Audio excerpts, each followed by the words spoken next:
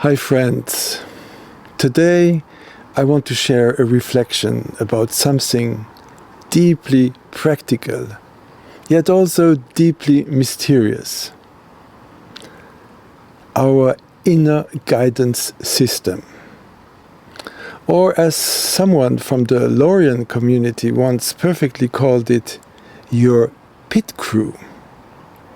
I first heard this expression during a conference at the Findhorn community in northern Scotland back in 2018. The conference was about co-creative spirituality. The undertitle was Shaping Our Future with the Unseen Worlds. So that image immediately stayed with me. Think about the Formula One car race. There is the driver, yes, very important. But there is always a team standing by, ready to change the tires, fill the tank, check the vitals, give the driver a drink, and offer support. Whatever is needed to keep the car moving, they provide it. Very important.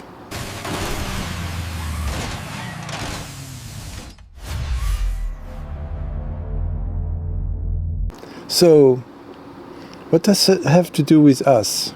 Yeah, I'm saying we also have such a team. Always present, always waiting, always ready. You can call them whatever you like. Guardian angels, guides, friends on the other side, or companions in spirit. Some of them may even have shared lifetimes with us. Taking turns between physical and non-physical worlds. That's possible. They know us intimately. They know why we incarnated. They know what our original intention was. They even know what we agreed not to remember, so we could have this human experience. They know the essence of who we are. It's a pity to walk through life unaware of them, because once you are aware, everything changes. You can ask for help and actually receive it. Ask for guidance and feel it. Yeah, you feel it. Ask for clarity and watch it arrive. Watch things unfold. Watch the signs. You are never alone. There is always presence around you. It's also good to mention here that they will always help us within the boundaries of our agreements, our incarnation's intention. If there are lessons that we need to learn and figure out ourselves, and sometimes the hard way, they will not interfere. So you can have a genuine dialogue with them. We each have our own ways of perceiving them. Some people see images, some hear inner words, some do automatic writing, and some simply feel a knowing presence. Intuition, feeling. There is no one way to do it. We all have our life experiences, our life paths, the histories. We are unique, so we have our own personal ways. So here on our planet, there isn't just the biological ecosystem we see with our eyes. There is another ecosystem, invisible, but very alive. It is likely, I heard, it's likely much larger than the visible world. So, just as animals can perceive sound or light outside of our spectrum, we humans are tuned to a specific frequency. If we could see everything at once, I think life would probably be quite overwhelming. But if we want, we can tune in. It's like, in some instances, I can use the image of tuning an old radio or a TV set. You know, you adjust the dial, the static clears, or on the TV the snow just slowly becomes a picture, and that is what it's like to tune into the realm of spirit. You know, one of the many ways. You know, there is not just one way, that's for sure. So, in the long history of humanity and the history we know, we're not the first to tune this dial. So history is filled with pioneers who turned this connection into a practical art form, bringing through inspiration, guidance that helped thousands. You know, think of Edgar Cayce, the famous so-called sleeping prophet. He could enter a trance state and bring back precise medical diagnosis and treatments for people he had never met. Information he had no way of knowing consciously, yet it was incredibly accurate. Then there was Jane Roberts, who channeled the personality known as Seth, S-E-T-H, Seth. Her work, specifically the Seth material, opened the door for millions to understand deep psycho-spiritual truths and how our consciousness actually shapes our physical reality. So there are many books of Seth, you know, and Jane Roberts. One I like particularly is The Education of Oversoul 7, and Seth's book is the Nature of Personal Reality. I really, really like that one. Yeah, and coming to think of it, I mentioned Findhorn earlier in the video here. That community was built on two different ways of deeply listening, you know, having antennas to the unseen. Eileen, Caddy, one of the founders, received constant inner guidance from what she called the still small voice within, that provided spiritual instructions and practical foundations for the community. But and it was her colleague, one of the three founders, Dorothy Maclean, who did something equally extraordinary. She tuned into the intelligence of nature itself, the devas, the angelic presences of plants, of vegetables, of flowers, of many things. It was Dorothy who received precise instructions on how to grow magnificent vegetables, flowers, you know, you name it, gardens in quite barren soil, you know, with lots of sand in it. And it was guidance that defied agricultural logic, but produced, you know, miracles. So it was quite amazing, the garden that grew, and it attracted attention. It had some journalists from the BBC came, and then it spread even to the United States, and somebody came, and I think it was Paul Hawken, wrote a fantastic book about the magic of Findhorn, or the gardens of Findhorn. So Dorothy, as she described in her book, to hear, or one of her books, to hear the angels sing, she learned to cooperate with the angelic forces of nature. These weren't just, you know, no, they were not special people, but they were demonstrating what is possible for us all to do when we learn to listen.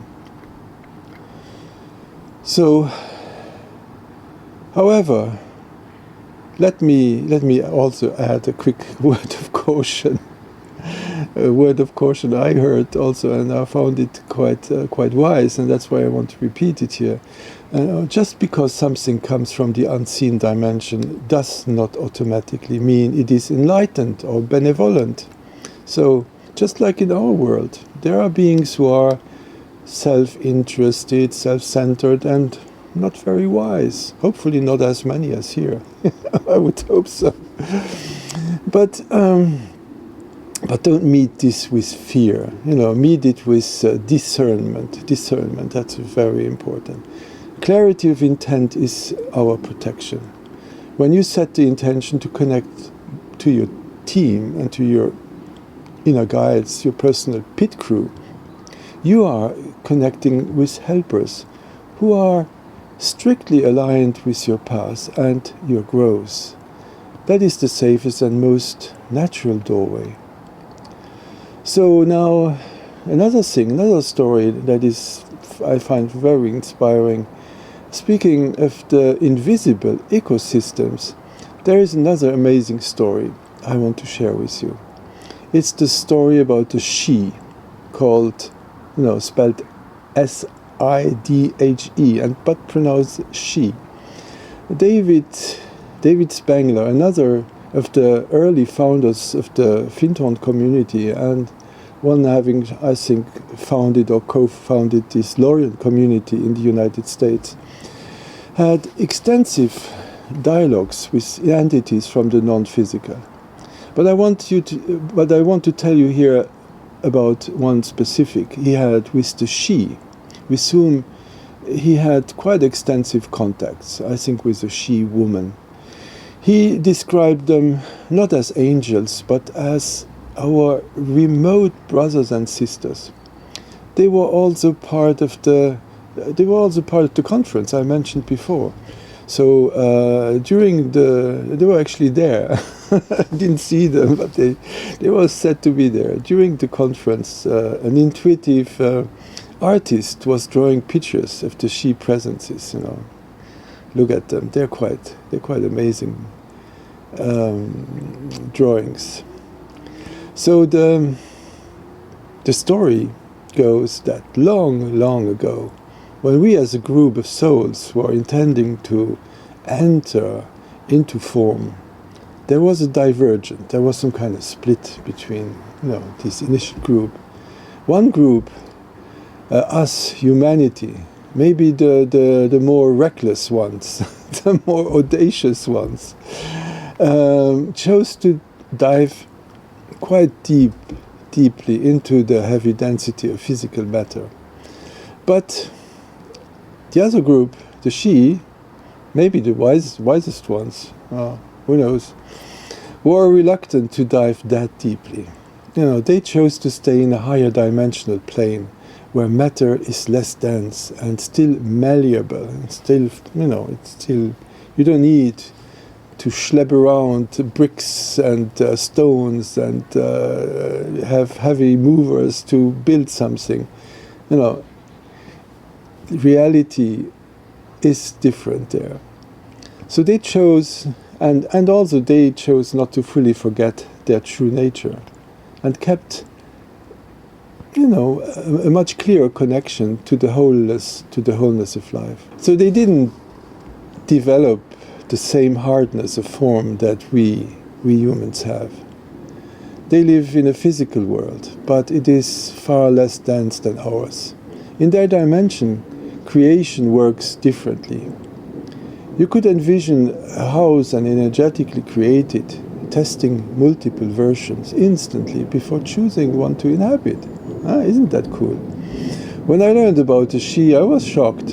Their world was incredibly similar to the world I described in my own book, The Other World, which I wrote before I ever heard the term Shee. So, maybe that was an intuition, maybe it was a memory of that time before the split, or maybe of a memory of a life there, because if we have many lives here on Earth, we have many lives on different dimensions, and even, in my humble opinion, on other planets in the galaxy or in the universe. So there's nothing impossible. So there are many ways to connect with your own team and with the spirit dimension. You know, you can speak out loud, you can sense energy, you can have some kind of inner dialogue, you can meditate until you feel connection, and many, many others. My own way, my own personal way that came naturally to me is simple. I speak. I tune into that energy and then let my guides, or I call them my team, talk through me.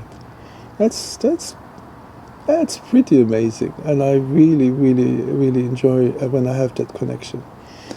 I can ask questions, and I can clearly feel the difference between when I speak and when they respond through me.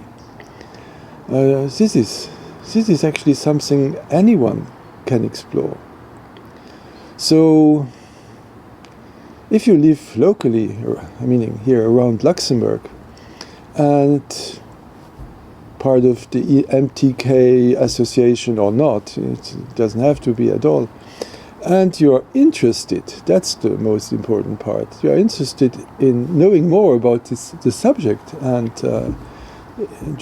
interested in joining a group, I would actually love to create and co-create a small group where we can explore this together. A space to connect with the inner guides, the inner team, the inner pit crew. And yeah, it's exciting, it's real, it's actually very real.